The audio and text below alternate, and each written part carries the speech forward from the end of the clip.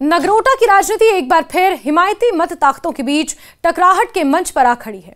11 नवंबर को होने वाले नगरोटा विधानसभा उपचुनावों की पहली गिनती से पहले क्षेत्र की जमीनी स्थितियां साफ तौर पर बताती हैं कि यह उपचुनाव केवल एक सीट की जीत हार का सवाल नहीं, बल्कि इस क्षेत्र की आवाज और लोकतांत्रिक प्रक्रिया की बहस की भी महत्वपूर्ण मिसाल बन सकती है।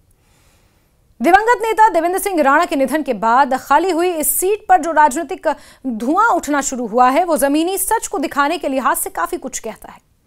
सबसे पहले नगरोटा के मतदाताओं के बीच जो सबसे बड़ा सवाल चुभ रहा है, वो है विकास के नाम पर हुई घोषणाओं का अनुपालन।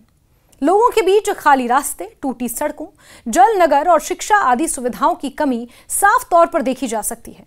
बाजारों और गलियों में लोगों की नाराजगी बार बार उभरती है और ये नाराजगी बीजेपी के नाम पर वोट डालने वाले उन लोगों के बीच भी दिखती है जो स्थानीय सरकार से कुछ उम्मीदें जोड़ते हैं।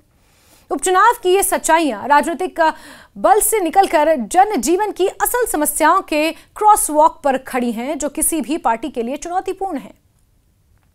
कुल मिलाकर यहां बीजेपी और नेशनल कॉन्फ्रेंस के बीच मुकाबला सीधे सीधे नीति, निर्णयों और घोषणाओं के तौर तरीकों पर है। बीजेपी, जिसे क्षेत्रीय विकास के एजेंडे पर ये दिखाना जरूरी है कि वो क्या कोशिश करेगी आगे आने वाले समय में कि यहां पर स्थानीय विकास हो, स्थानीय स्तर पर क्या क्या ठोस काम बीजेपी के द्वारा करवाए गए हैं और आगे आने वाले समय में क्या करवाए जा सकते हैं।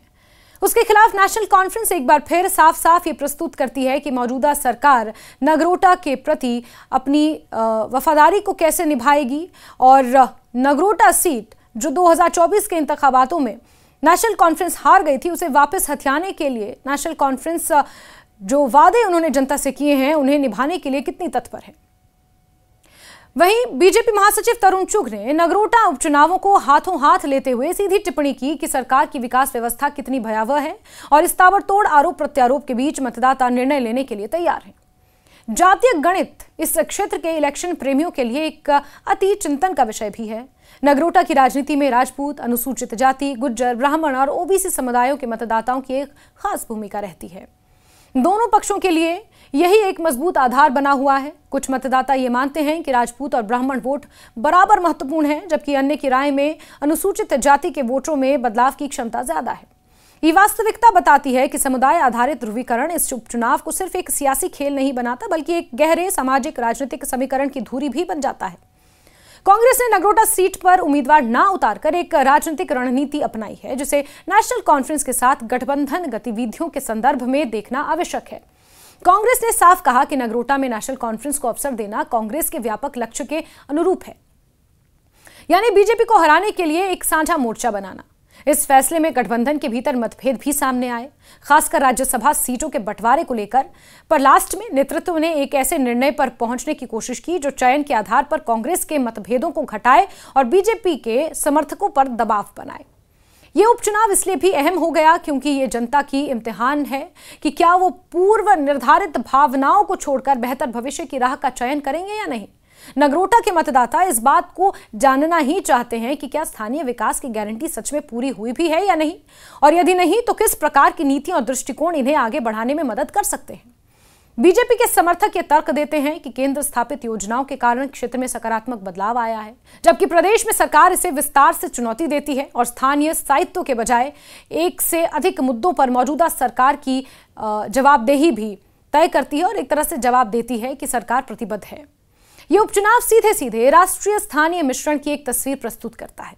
प्रधानमंत्री मोदी के नाम पर बीजेपी के उत्साहवर्धक प्रदर्शन, उपचुनाव की चर्चा और प्रचार प्रसार में स्पष्ट है कि राष्ट्रीय नेता के प्रभाव के बावजूद स्थानीय मुद्दों की धार एक बार फिर केंद्रित रहेगी। बीजेपी के लिए ये बिंदु अधिक कठोर है क्योंकि नगरोटा में उनकी प्रतिष्ठा इस चुनाव के परिणाम से जुड़ी हुई दिख रही है। वहीं नेशनल कॉन्फ्रेंस के लिए यह अवसर है कि वो क्षेत्रीय जनता के बीच अपने प्रशासनिक विकल्पों के साथ आगे बढ़े।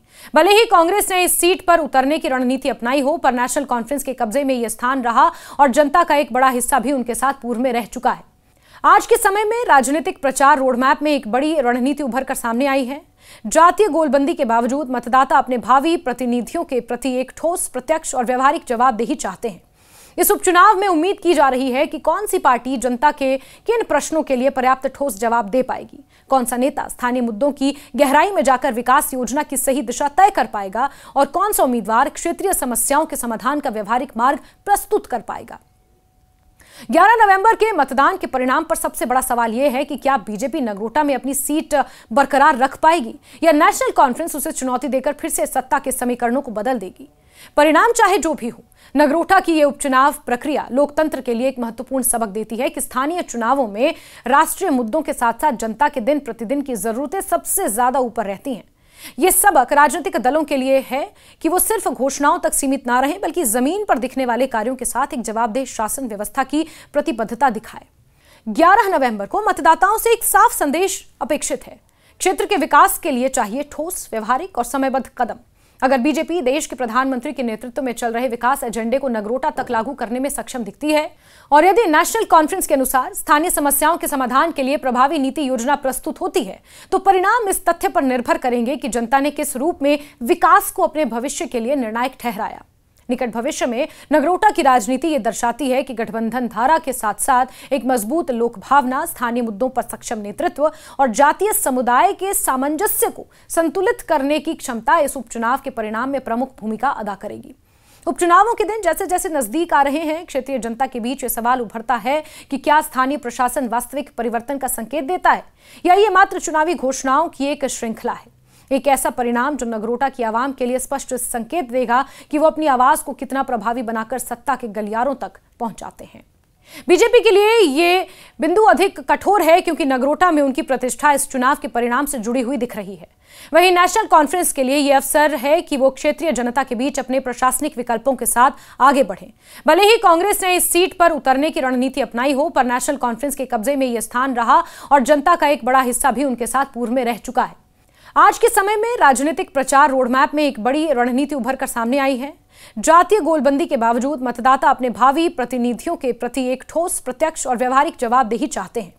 इस उपचुनाव में उम्मीद की जा रही है कि कौन सी पार्टी जनता के किन प्रश्नों के लिए पर्याप्त ठोस जवाब दे पाएगी, कौन सा नेता स्थानीय मुद्दों की गहराई में जाकर विकास योजना की सही दिशा तय कर पाएगा और कौन सा उम्मीदवार क्षेत्रीय समस्याओं के समाधान का व्यवहारिक मार्ग प्रस्तुत कर पाएगा।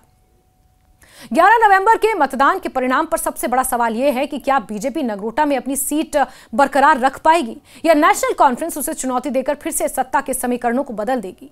परिणाम चाहे जो भी हो, नगरोटा की यह उपचुनाव प्रक्रिया लोकतंत्र के लिए एक महत्वपूर्ण सबक देती है कि स्थानीय चुनावों में राष्ट्रीय मुद्दों के साथ साथ जनता के दिन प्रतिदिन की जरूरतें सबसे ज्यादा ऊपर रहती हैं।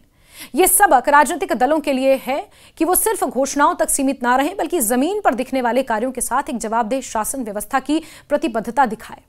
11 नवंबर को मतदाताओं से एक साफ संदेश अपेक्षित है। क्षेत्र के विकास के लिए चाहिए ठोस, व्यवहारिक और समयबद्ध कदम। अगर बीजेपी देश के प्रधानमंत्री के नेतृत्व में चल रहे विकास एजेंडे को नगरोटा तक लागू करने में सक्षम दिखती है और यदि नेशनल कॉन्फ्रेंस के अनुसार स्थानीय समस्याओं के समाधान के लिए प्रभावी नीति योजना प्रस्तुत होती है, तो परिणाम इस तथ्य पर निर्भर करेंगे कि जनता ने किस रूप में विकास को अपने भविष्य के लिए निर्णायक ठहराया। निकट भविष्य में नगरोटा की राजनीति ये दर्शाती है कि गठबंधन धारा के साथ साथ एक मजबूत लोक भावना, स्थानीय मुद्दों पर सक्षम नेतृत्व और जातीय समुदाय के सामंजस्य को संतुलित करने की क्षमता इस उपचुनाव के परिणाम में प्रमुख भूमिका अदा करेगी। उपचुनावों के दिन जैसे जैसे नजदीक आ रहे हैं, क्षेत्रीय जनता के बीच ये सवाल उभरता है कि क्या स्थानीय प्रशासन वास्तविक परिवर्तन का संकेत देता है या ये मात्र चुनावी घोषणाओं की एक श्रृंखला है। एक ऐसा परिणाम जो नगरोटा की आवाम के लिए स्पष्ट संकेत देगा कि वो अपनी आवाज को कितना प्रभावी बनाकर सत्ता के गलियारों तक पहुंचाते हैं।